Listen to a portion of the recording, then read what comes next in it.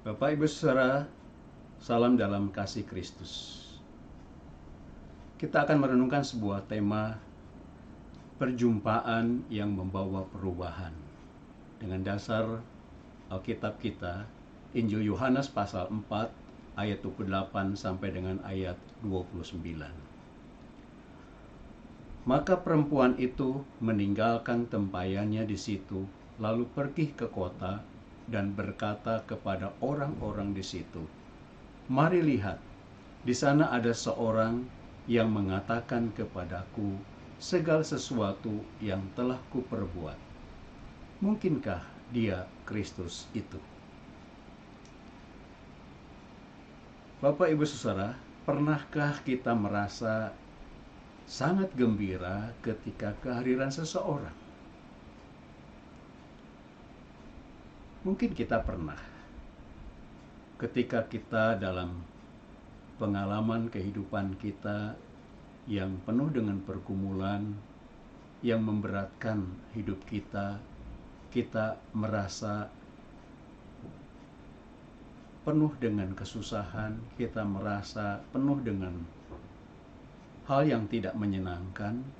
Namun dengan kehadiran seseorang di sisi kita, apalagi itu seorang sahabat, maka melalui perjumpaan itu dan dialog kita dengan sahabat kita dari hati ke hati, pasti akan membawa suatu perubahan pada diri kita, sehingga kita pun menjadi seorang yang mengalami kegembirahan, dan kita pun terpulihkan jiwa kita yang lesu, yang letih, menjadi jiwa yang penuh dengan hal-hal yang menyenangkan. Saudara, kebiasaan pada masa itu umumnya perempuan di Timur Tengah pada masa itu mengambil air di sumur secara beramai-ramai atau berkelompok. Perempuan Samaria ini adalah seorang perempuan yang banyak melakukan dosa. Ia adalah seorang yang miskin, seorang yang tidak terpelajar, dan bahkan terbuang dari masyarakat. Perempuan ini menghindari masyarakat umum sehingga ia tidak hendak menimba air sumur itu pergi pada siang hari. Karena pada saat itu situasi sumur sepi. Hal ini dilakukan oleh perempuan Samaria dengan sengaja untuk menghindari orang lain karena ia merasa tertolak, merasa terhina, dan ini terbukti dari caranya ia datang sendiri ke sumur itu. Yesus tidak datang seperti seorang yang mengajar apa yang ia ingin sampaikan, tetapi Yesus menempatkan dirinya dengan kerendahan hati, sehingga perempuan Samaria itu merasa heran, karena kebiasaan orang Yahudi tidak bergaul dengan seorang Samaria. Justru sebaliknya, Yesus datang, ia mengadakan suatu percakapan dengannya, dan nampaknya perempuan itu yang tertolak, terancam. Perempuan itu merasa terbuka ketika Yesus memulai suatu percakapan dengan perempuan Samaria itu. Yesus meminta minum kepadanya. Maka kata perempuan Samaria itu kepadanya, "Masakan engkau seorang Yahudi minta minum kepadaku seorang Samaria?" Yohanes pasal 4 ayat 9. Tapi lihatlah apa yang dilakukan Yesus. Bukan saja menjangkau seorang perempuan Samaria yang terbuang, tetapi Yesus pun menawarkan air hidup kepadanya. Jawab Yesus kepadanya, "Jikalau engkau tahu tentang karunia Allah dan siapakah dia yang berkata kepadamu, 'Berilah aku minum,' niscaya engkau telah meminta kepadanya dan ia telah memberikan kepadamu air hidup."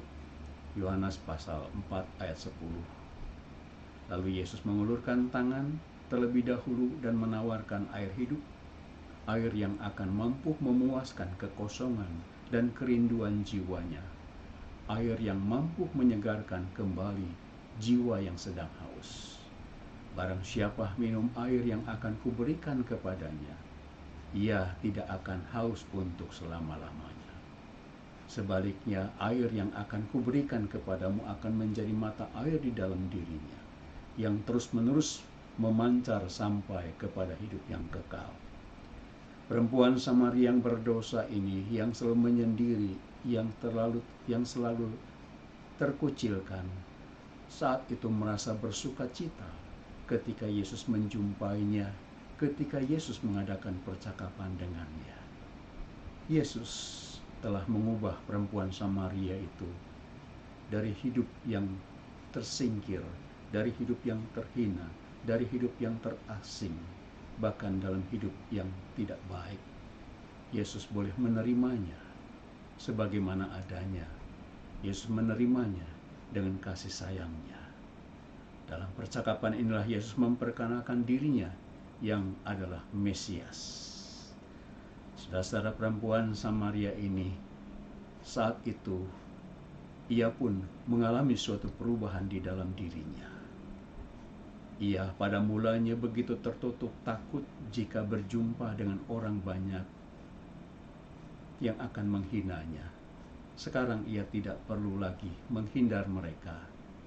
Kini ia begitu berani untuk tampil, bahkan tampil di keramaian kota untuk menyaksikan pengalamannya berjumpa dengan Yesus yang adalah Mesias.